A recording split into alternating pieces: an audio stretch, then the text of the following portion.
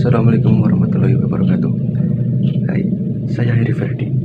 Di video ini, saya ingin membahas masalah yang banyak di sekitar kita, yaitu apa yang menyebabkan orang yang tidak berpengetahuan dan tidak berkemampuan, tapi tidak sadar akan hal itu.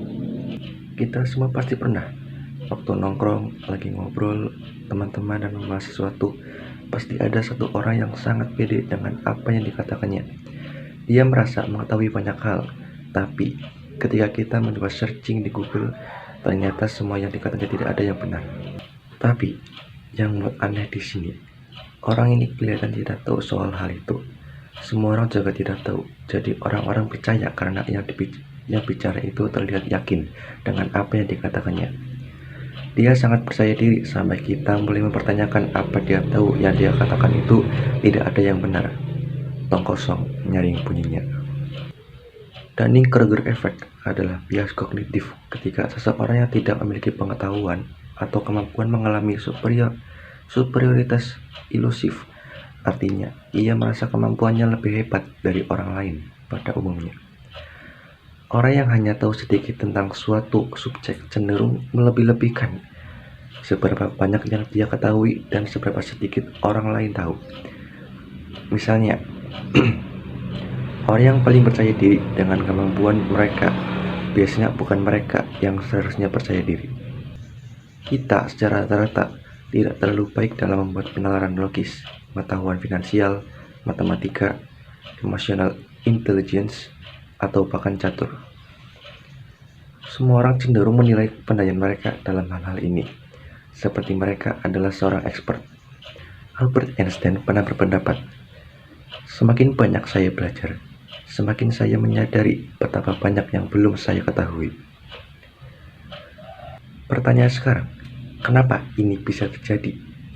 Di saat kita belajar sesuatu dalam suatu subjek, kita mulai melebih-lebihkan seberapa banyak hal yang kita ketahui. Kita merasa bahwa kita sudah mengenal dan tahu tentang subjek itu. Tapi kita tidak cukup belajar, tidak cukup tahu untuk sadar bahwa masih ada banyak hal yang harus dipelajari. Kita belum cukup terampil untuk bisa menilai pengetahuan dan kemampuan kita secara akurat. Kita belum bisa mengakses dengan mendalam tentang subjek itu. Jadi kita merasa kita tahu lebih banyak dari yang sebenarnya. Kita melihat ini setiap hari. Mau itu teman yang sok tahu, siswa yang merasa sok pintar tapi nilainya rendah, karyawan yang merasa kesal karena orang lain yang mendapat promosi. Ada salah satu penelitian yang dilakukan di Amerika Utara, Eropa, dan Jepang menunjukkan bahwa budaya juga memainkan peran penting dalam bias kognitif ini. Dari penilaian kemampuan mengemudi, 93% orang Amerika merasa bahwa mereka mengemudi lebih baik dari rata-rata. Sementara 60% orang Swedia merasa seperti itu.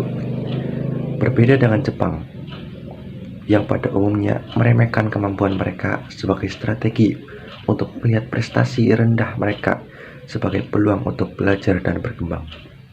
Dalam riset Dunning dan Kruger, mereka menemukan bahwa semakin sulit seseorang tahu mengenai suatu objek, semakin rendah kemampuan metakognitif mereka seputar subjek itu. Metakognitif adalah kesadaran akan proses berpikir itu sendiri, cara otak menilai dirinya sendiri. Metakognitif yang rendah membuat mereka tidak sadar dengan ketidakmampuan mereka sendiri. Dan ini sungguh adalah hal yang cukup menyedihkan. Karena orang yang paling banyak omongannya adalah yang paling tidak tahu mengenai hal yang dia bicarakan, dan dia yang paling dipercaya karena suaranya yang paling besar. Yang lebih menyedihkan di sini adalah orang yang paling bodoh adalah orang yang paling tidak mungkin mengambil kesempatan untuk belajar. Mereka tidak akan membaca lebih dan mendengar apapun dari orang lain karena mereka merasa mereka lah yang terbaik. Dan yang lebih memprihatinkan lagi, yang lebih tahu mengenai subjek itu tidak mau mengajarkannya tidak tahu. Padahal itu yang seharusnya mereka lakukan. Mereka merasa tidak mampu melakukan hal itu, padahal mereka yang seharusnya lebih mampu, dan akhirnya semuanya menjadi stagnan. Sekarang, misinformasi menjadi masalah besar. Orang-orang baru melihat satu topik, mereka langsung pergi mengajari orang lain. Mereka tidak meluangkan waktu sebentar untuk membaca sebelum berkoar-koar tentang seberapa banyak hal yang mereka ketahui. Kita menerima informasi dari tong yang paling keras bunyinya, bukan dari padi yang sudah menunduk. Jika yang paling keras adalah yang tidak tahu, kenapa yang tahu malah diam? Ya, Dunning-Kruger Effect. Karena ini, biasanya orang yang penuh dengan keraguan dan kebimbangan adalah orang yang paling berpengetahuan. Mereka yang pintar tidak sadar bahwa mereka itu pintar dan membuat mereka merasa sulit untuk bicara.